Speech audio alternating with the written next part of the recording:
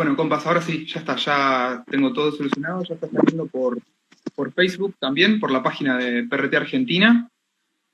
Saludamos a les compas al compañero de Chile, que se ofreció a charlar con nosotros un poquito sobre lo que está pasando ahora, sobre lo que viene sucediendo hace poco más de un año, eh, la rebelión en Chile y todo lo que ello implica, el plebiscito y bueno, por supuesto, la victoria del apruebo también, ¿no? La amplia victoria. La amplia victoria, ¿no? Que desnuda una crisis política muy profunda, ¿no? En el seno de la cuna del neoliberalismo que funciona, como El dicen los jaguar liberales. latinoamericano. El jaguar latinoamericano, así dicen.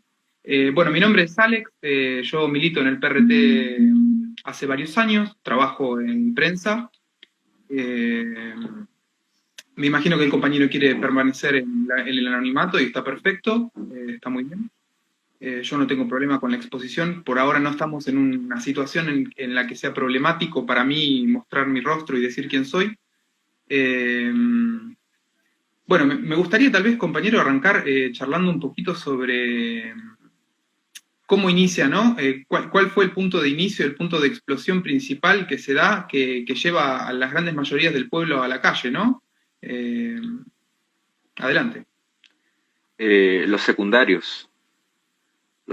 Inician todo un movimiento de masas, de evadir el metro, de evadir, o sea, el movimiento hace que se expanda la idea de que evadir el metro como acción política. Bueno, y para contextualizar, se subieron 30 pesos el pasaje del metro. Un pasaje cuesta alrededor de $1, así, acá en Chile sería como $1. Allá en Argentina no sé cómo será producto de Un pasaje, $1. Acá, no, sería más o menos 30, 40 centavos de dólar el pasaje de ya, colectivo. Al menos para mí. acá es alrededor de $1 el pasaje de metro. Es caro. Y sí, es bien caro.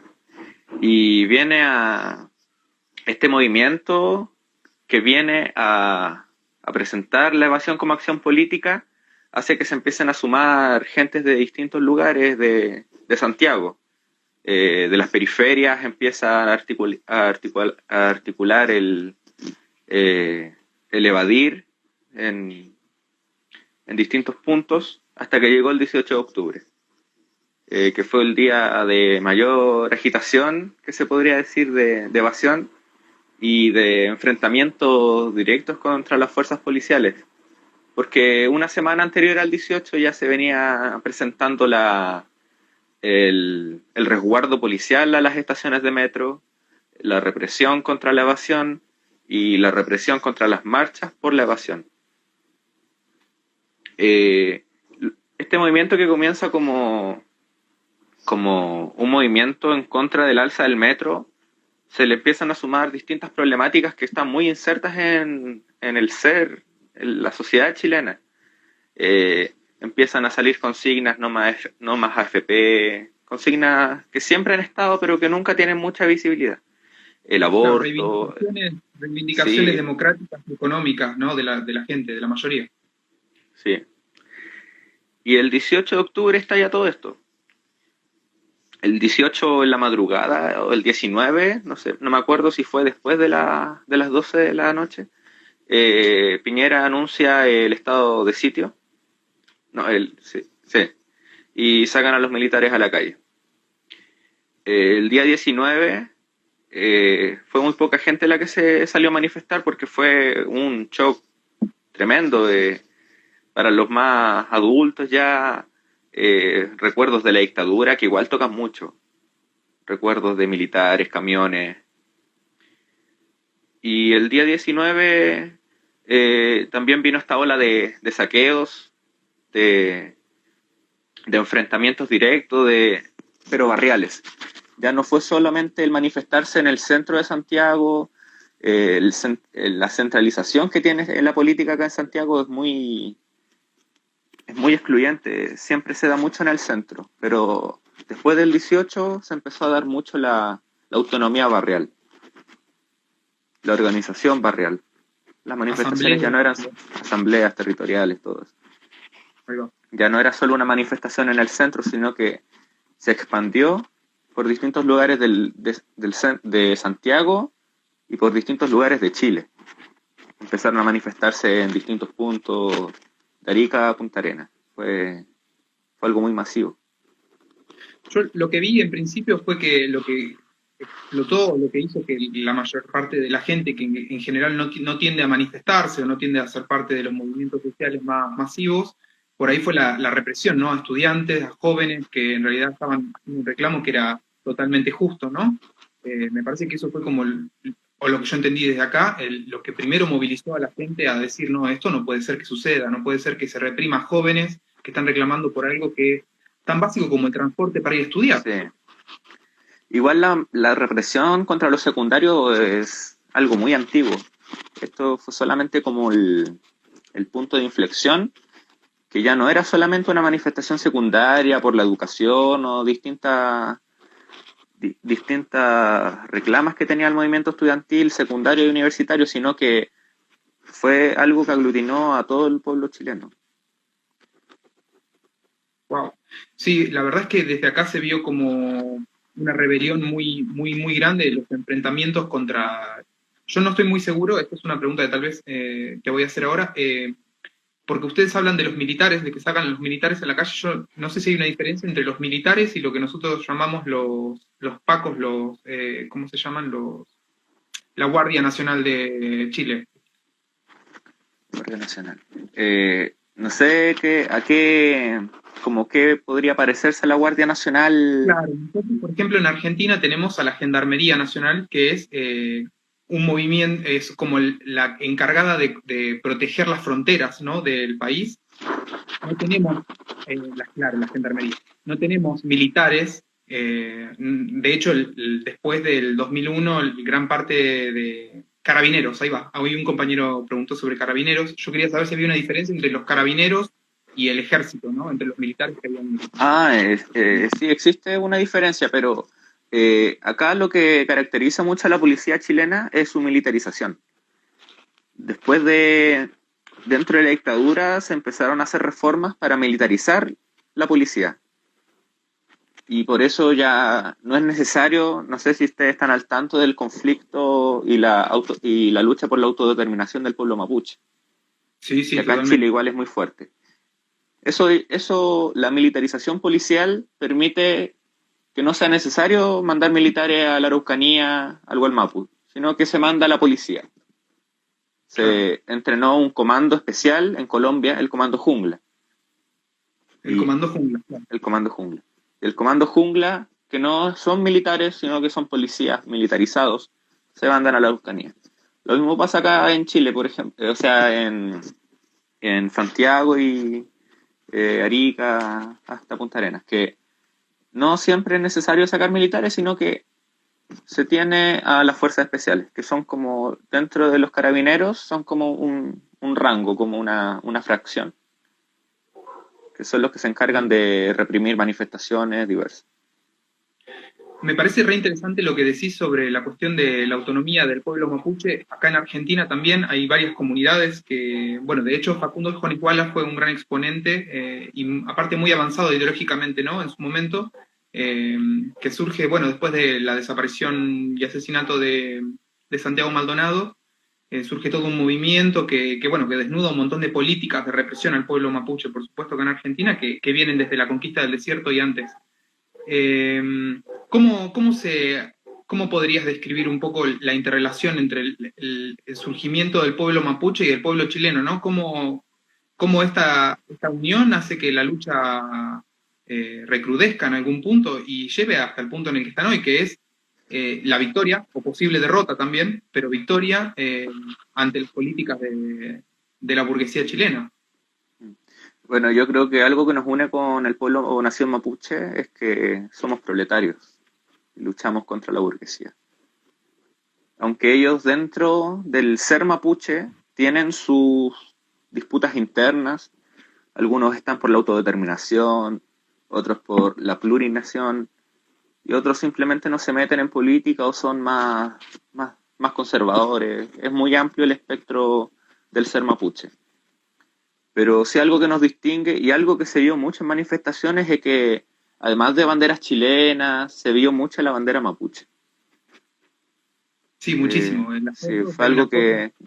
que incluso se escribió una nota muy importante de periodística mundial que hablaba sobre el por qué la bandera mapuche es como muy difícil de entender tal vez para las demás personas que un pueblo reivindique a otro pueblo. Pero es eso, que ambos somos proletarios. Bueno, pero los mapuches llevan 500 años resistiendo. Han Sí, resistido la conquista de los españoles y aún así siguen luchando por su autodeterminación. Es muy, muy fuerte. sí.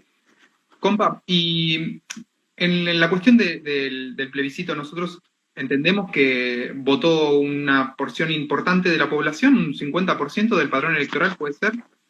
Sí, votó alrededor de un 50% del padrón, pese a la pandemia, pese a todos los presos políticos que tenemos y pese también al miedo que existe. Eh, yo creo que fue un gran logro el tener, aunque sea la mitad del padrón electoral, que haya ido a votar. Porque eso no es algo muy común acá en Chile, que la gente vote. Surge, o sea, viene también de la desconfianza a la política, a la clase política, que El no ha sistema hecho, político, ¿cierto? no ha hecho muchas cosas buenas. Compa, ¿y cómo fue? Porque en los medios de comunicación se hablaba de que era muy fuerte el no, ¿no? El que no iban a aprobar, pero en realidad era toda una inflada de parte de los medios de comunicación burgueses, porque en realidad la aplastante mayoría demostró que estaban por el apruebo, por el Sí. cambio de la Constitución. Bueno, es que los que iban por el rechazo, la gente que iba por el rechazo, se vio en la votación que era en la mayoría perteneciente a las 3 comunas más ricas de Chile. Y eso también viene a demostrar la burbuja en la que vive la oligarquía chilena. Y debido a eso también tenían fondos para hacer propaganda, cosa que nosotros no teníamos. Claro, Porque todo mucha gente la fue. prueba no tenía. Estaba buscando un apunte que tenía, porque tenía una consulta específica.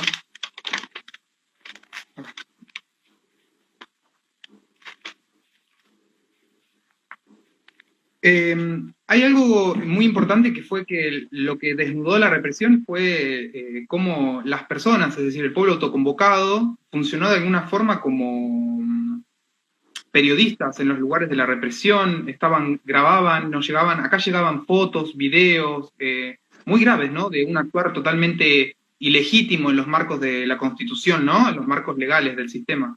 Eh, ¿Cómo crees que, por qué sucede esto, por ejemplo, en Chile, de que el pueblo sale y graba la represión y no tiene miedo de enfrentarse y en otros lugares no sucede lo mismo? Por ejemplo, en Bolivia hay represión también, ¿no? Y en Argentina también, pero no se grabó de la misma forma, no se mostró de la misma forma, no rompieron el cerco, no rompen el cerco informativo de la misma manera que lo que sucedió en Chile, ¿no? Que en toda Latinoamérica estábamos estupefactos, la mayoría de los revolucionarios, por lo que estaba sucediendo allá. Sí, o sea, el surgimiento de la prensa independiente o de gente que grabe es una reacción simplemente a la desconfianza de los medios de comunicaciones más, que son más masivos, porque ya se vio que hay una sistematización de las fake news.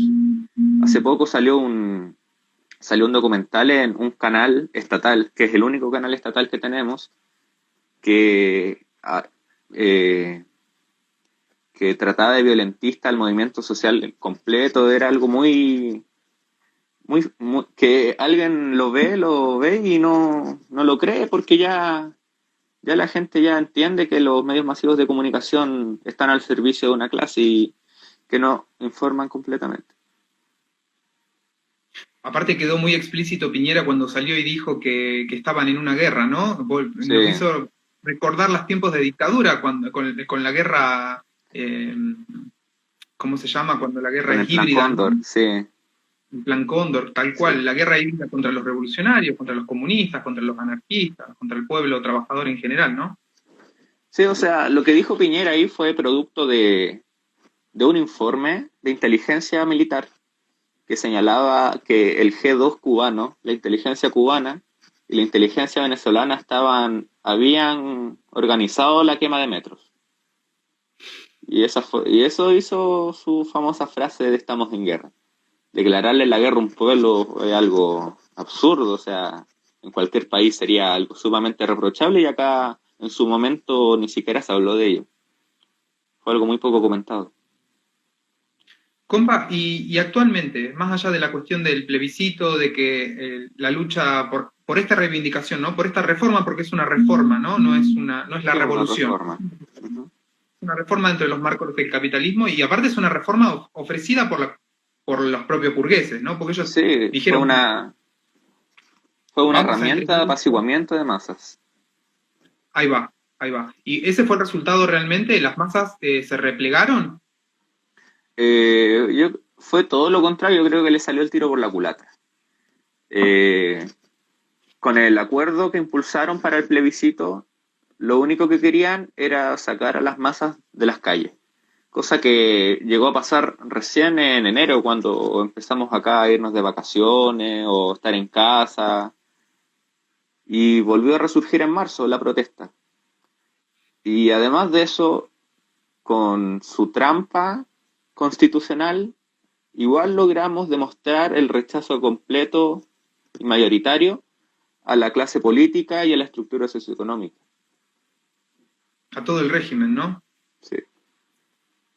Yo entiendo que había una diferencia en el voto de plebiscito. Vos podías elegir entre votar una asamblea constitucional en la que los participantes de esa asamblea los elegía el pueblo, y una asamblea en la que la mitad eran representantes políticos de los partidos del sistema, ¿no? Sí. Y, sin embargo, el pueblo también votó, inclusive más aplastantemente, por una nueva elección de las personas que van a constituir la asamblea constituyente, ¿no? Sí, exacto. Ahí era el voto de convención mixta, que significaba que la convención tuviera la mitad elegidos a través de voto y la otra mitad designada de parlamento. Y la convención constitucional plantea el total de la convención sea elegido por voto popular. Ahí hay un tema de por qué fueron más votos hacia la convención constituyente, o sea, constitucional, que hacia la apruebo. Y era porque la derecha más reaccionaria, se le podría decir, que iba por el rechazo, pero también tiene un rechazo a la política. Cree que la derecha...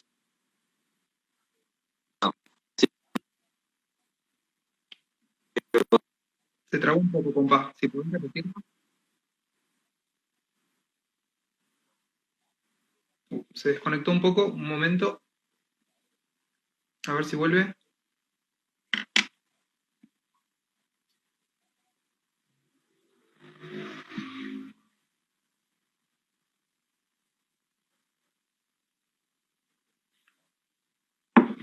Oh, me parece que se desconectó el compañero. Bueno, debe tener problemas técnicos probablemente. A ver si el compa se conecta de nuevo. ¿Me había pegado yo o usted, compa? Te desconectaste, compa, pero parece que estás ya. igual. Sí. No te escucho igual, se escucha entrecortado. ¿Se escucha entrecortado? Sí, un poquito, sí. Debe ser la conexión.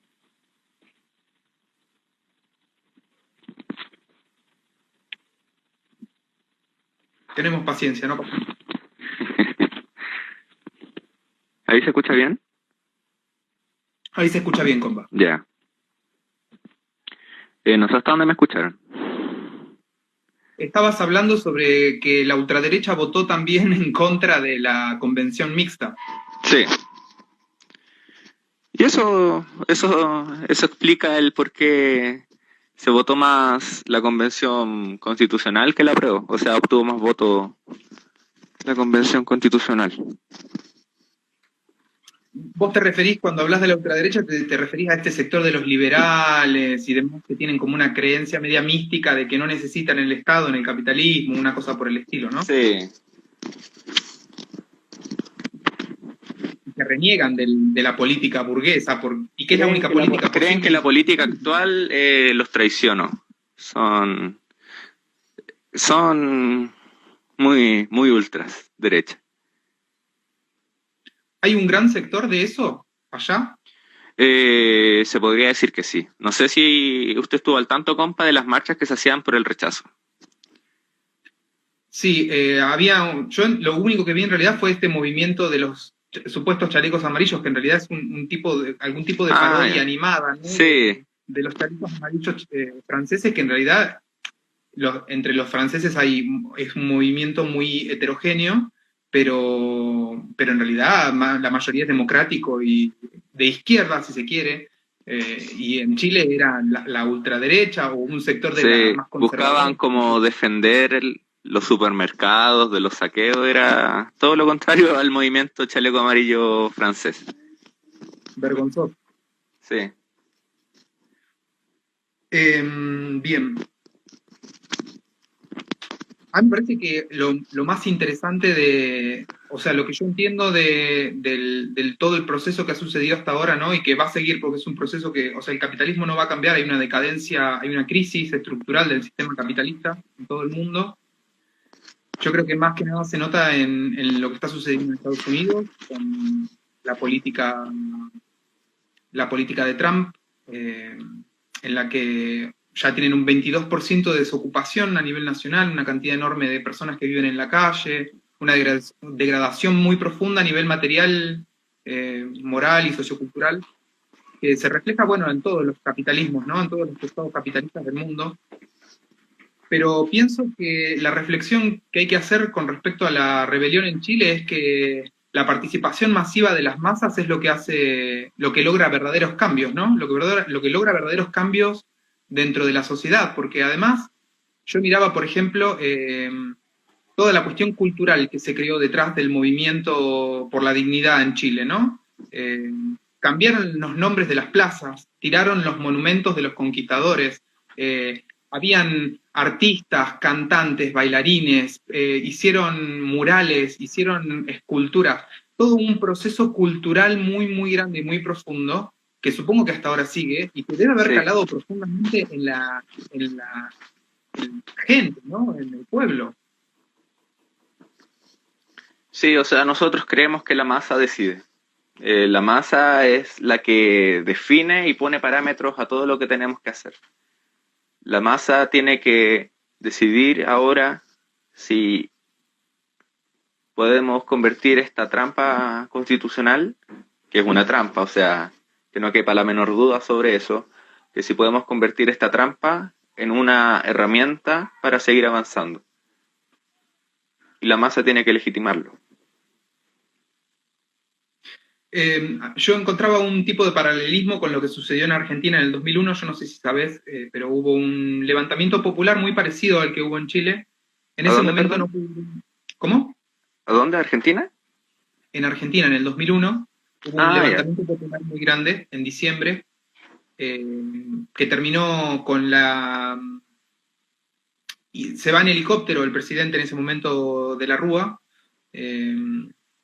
y bueno, tenemos una sucesión de 8 presidentes en una semana o 2, pero bueno, fue un proceso de rebelión muy, muy grande, que también se dio con esto de las asambleas populares autoconvocadas, la organización de piqueteros en ese momento, que fue muy, muy fuerte y logra tirar el régimen que hasta ese momento era muy, muy cruel. Había muchísima pobreza y demasiada corrupción muy visible.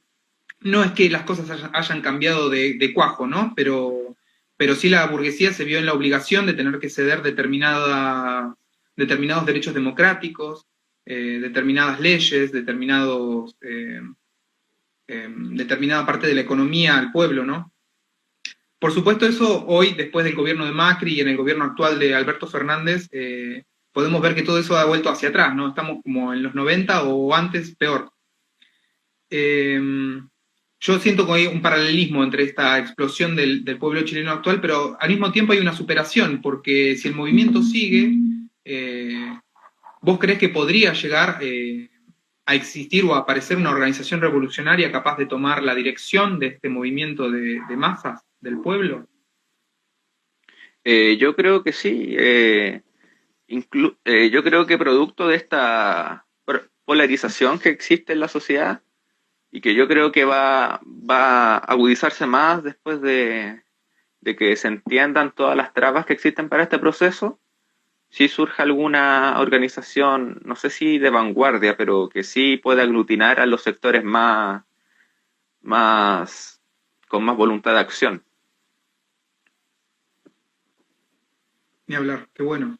Y esta pregunta tal vez no te la di en el cuestionario inicial, pero ¿qué papel jugaron estos partidos de la izquierda, ¿no? Estos partidos que están en todos lados, que se dicen revolucionarios, socialistas, y que en parte hay una militancia de base muy consecuente y después hay una burocracia para arriba que es bastante obsecuente. Sí.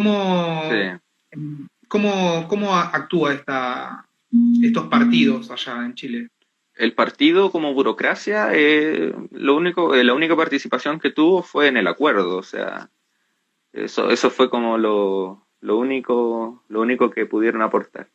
La militancia de base ahí ya se puede discutir un poco qué aportaron a los movimientos sociales, a las organizaciones barriales y vecinales. Pero como partido es muy poco, porque igual este movimiento va en contra de esa política tan reformista, amarilla, traidora que después del triunfo del no en el 88 prácticamente vendieron Chile. O sea, la gente también se cansó de eso. Y por eso ahora también está este problema sobre los independientes a la constituyente. Las trabas de este proceso implican que si alguien se quiere tirar de independiente a la convención, tiene muchas más trabas que alguien que se tire a la convención por un partido político.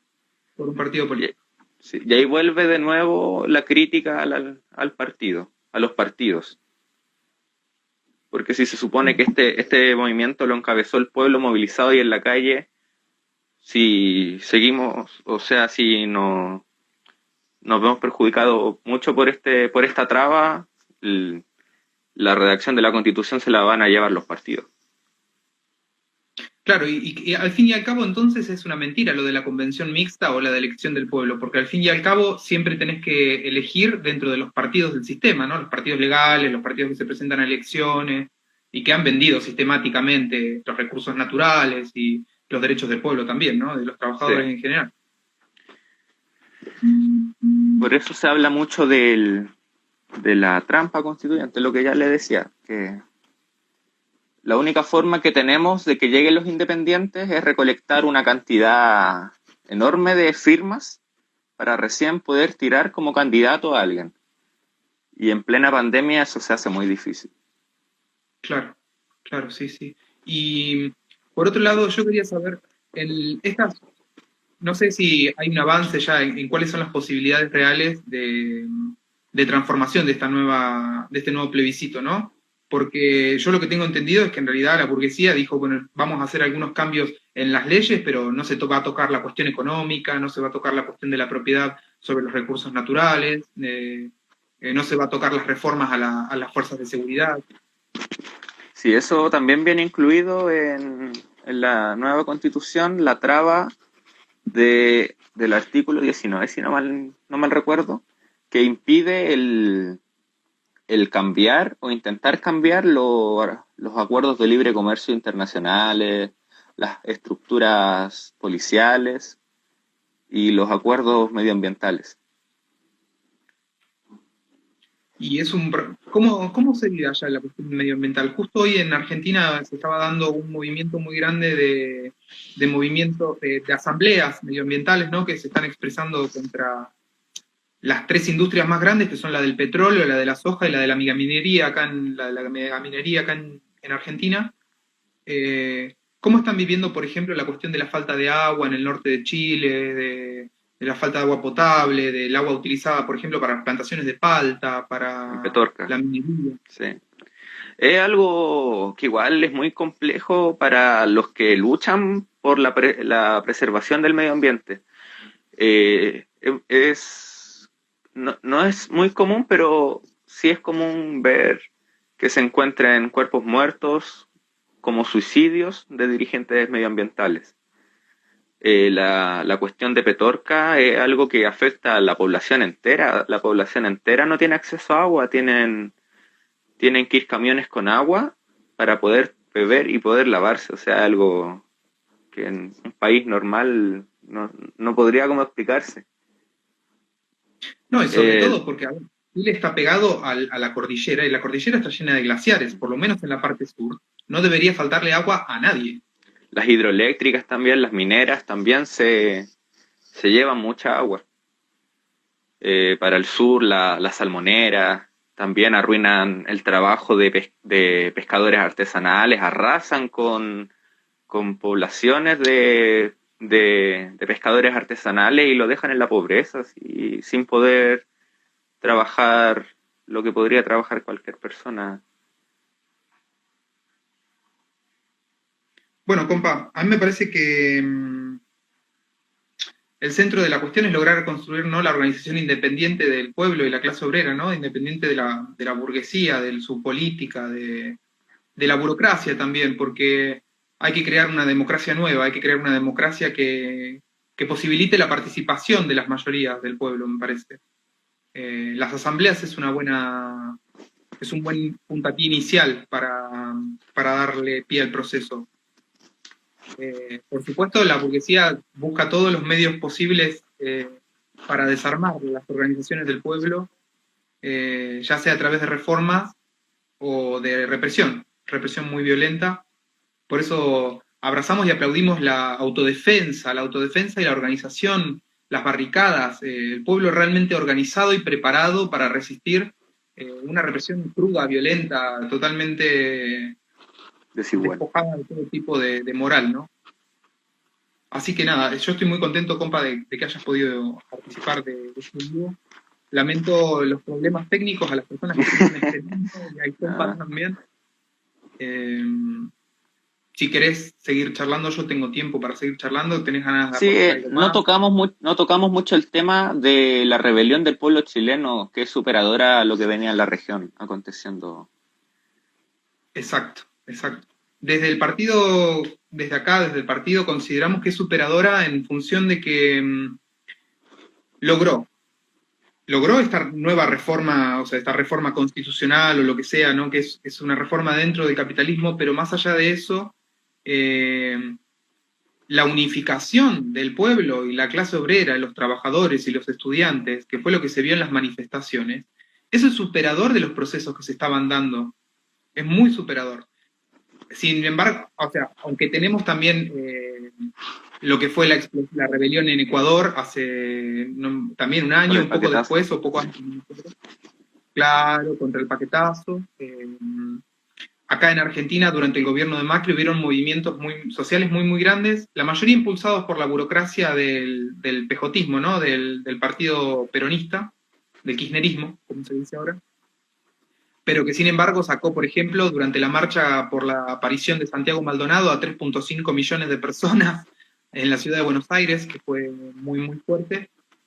Eh, pero esto, el enfrentamiento organizado de la represión y las asambleas territoriales, marca un salto cualitativo en la organización. Por eso creemos que es superior.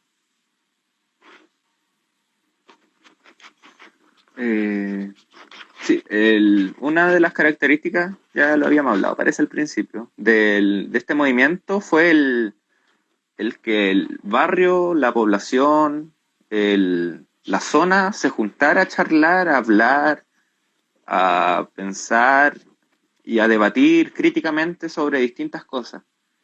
Y eso es uno de los logros que hasta ahora se ve. Ahora, con la pandemia, se ha masificado mucho el uso de las ollas comunes. Que por sectores surjan ollas comunes con apoyos voluntarios y se da de comer al barrio, a la población. Es algo muy bonito y un logro muy grande que nos puede servir para seguir dando lucha en este proceso que tiene tantas trabas, que es tan tramposo. Y ese es un poco el camino de la construcción de una nueva sociedad, compañero. Que va a ser Ese es el complejo, va a camino. ser difícil, y que si no lo hacemos ahora, eh, vamos a tener un futuro difícil, complejo para la mayoría de las personas en realidad. La cuestión del cambio climático, la violencia de género y las disidencias que nunca va a terminar, los trabajadores y trabajadoras que padecen hambre, miseria, cobran absolutamente nada. Acá en Argentina tenemos la particularidad de que la inflación se come nuestros salarios todos los días. Nuestros salarios viven corriendo atrás de un dólar que no para de subir.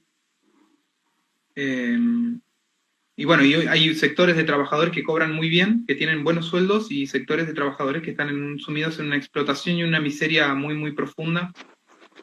Y esa descomposición social, porque lo que genera es una descomposición social, se ve muy claramente, se siente y se palpa.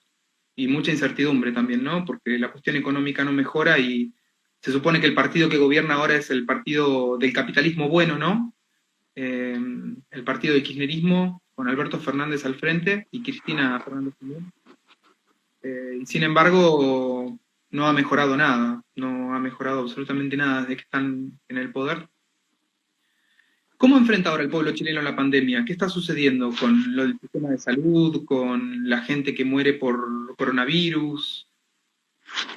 El pic del coronavirus se dio en junio, julio, que era abismante, los hospitales, la gente se moría en los pasillos, eh, los cuerpos, eso fue como lo más terrible. Ahora ya no estamos tanto, no estamos con una cantidad, un número de infectados y de muertes tan grande como fue en junio y julio, pero va a la alza.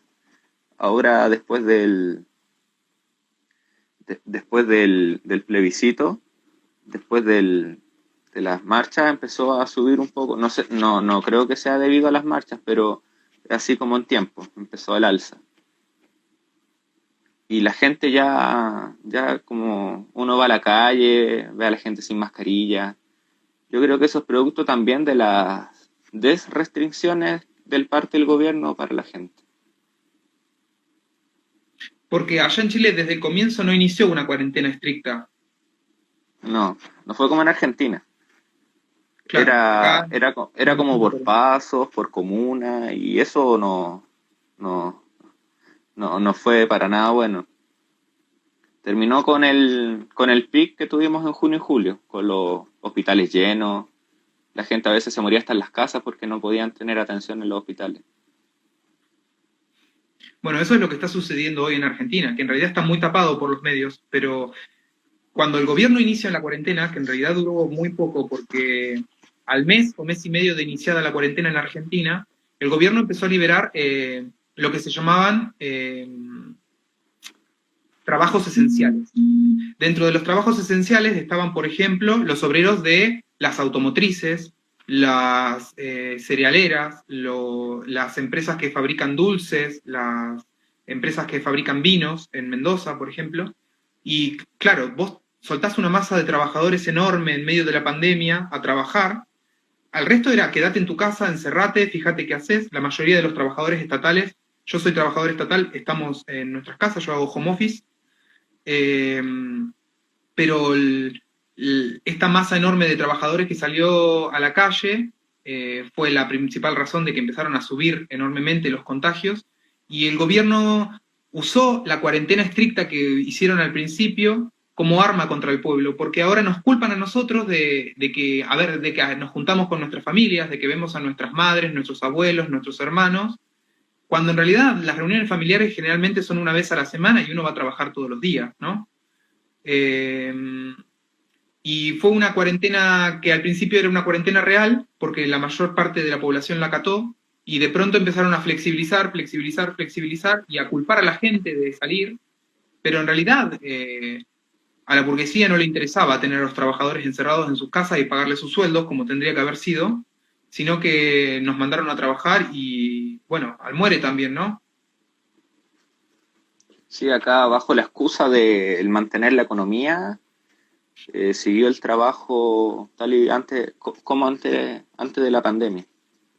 Obviamente después con el alza que hubo en junio y julio y anterior, las alzas y bajas que tenía, se tuvieron que empezar a dar las cuarentenas temporales que se alargaban cada 2 semanas por zona y por comuna.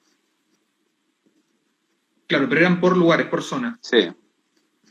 Y ahí el tema era más complejo porque si una comuna estaba en cuarentena, la gente que vivía en la comuna con cuarentena iba a una comuna que no tenía a comprar insumos básicos. Y al final era algo súper contraproducente. Claro, claro, claro. Y, y hay un problema muy, o sea, acá en Argentina existe un sistema de salud público que aunque está muy vaciado por políticas de los últimos 10 o 15 años, eh, yo puedo ir a atenderme gratuitamente, ¿no? A un hospital, si es que hay espacio, si es que hay camas, claro. ¿Cómo sucede allá, por ejemplo, si tenés que pagar una cama, si tenés que estar en un hospital y recibir atención de respirador porque tenés coronavirus o atenderte porque te lastimaste o... Acá el sistema sanitario es muy paupérrimo. La, la, la desestalización, no sé cómo se podría decir esa palabra, perdón. Pero ¿Desestabilización? no, que se fue desestatizando la salud. Y ahora vemos a consultorios, hospitales con insumos paupérrimos que la mayoría se donan de entes privados y se compran por el Estado.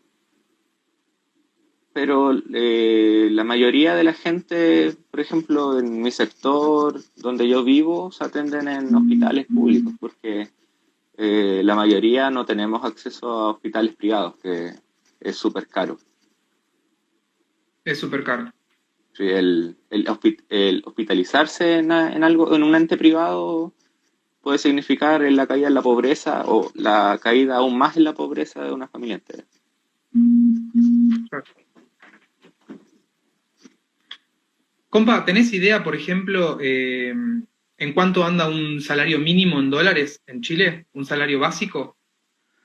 En dólares, uno podría hacer la aproximación, serían como unos 300, 250, 300, por ahí.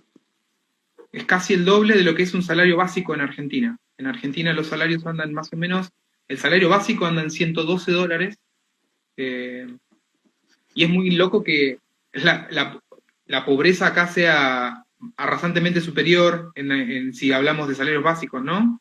Y sin embargo, el movimiento de casi pseudo revolucionario se da en Chile y no se da acá, ¿no? No se da un movimiento de masas que sea independiente, ¿no? De los movimientos sociales de la burguesía, porque lo que tiene el partido kirchnerista es mucha conexión con sindicatos, es decir, muchas cabezas, secretarios generales de los sindicatos de trabajadores son peronistas, y por lo tanto son oficialistas, están del lado del gobierno, por así decirlo, y muchas organizaciones sociales que también dependen directa o indirectamente del peronismo, y de alguna manera sirven para contener la organización de los trabajadores, contener la lucha, todo lo que se hace por fuera de lo que ellos plantean de su representatividad, porque aparte son burócratas.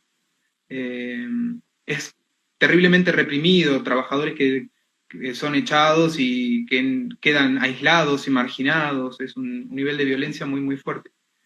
Eh, ¿Cómo ves hacia adelante la economía en Chile? ¿Cómo ves que ves que O va a sea, empeorar? en Chile, al igual que en todo el mundo, yo creo que la economía capitalista va a ir un declive inmenso. Ahora con la pandemia y con los números en contra que lleva la bolsa internacional, yo creo que esto va a ir en baja. El Sí, y tema, con eso bajan lo, las condiciones de vida. ¿perdón? Y con eso bajan las condiciones de vida también. Sí. Pero ojo, acá en Chile, aunque el sueldo sea como el doble de Argentina, no sé cómo irán los precios de compra. Acá en Chile el precio de insumos básicos es muy parecido al de Europa. Claro. No, no, acá era... Aunque tengamos uno de los mayores salarios promedios de la región, tenemos unos números muy parecidos a los europeos. Y por eso también acá en Chile hay todo un negocio, toda una empresa del comprar a deuda, a meses.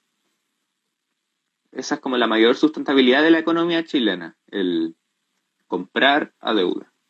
La deuda, la especulación, las tarjetas de crédito, los créditos para empresas, los créditos para personas, etcétera. Sí.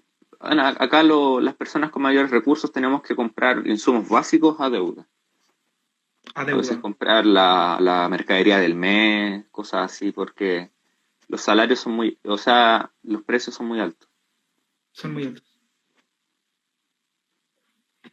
Bueno, compa, yo creo que ya estamos llegando a un horario en el que...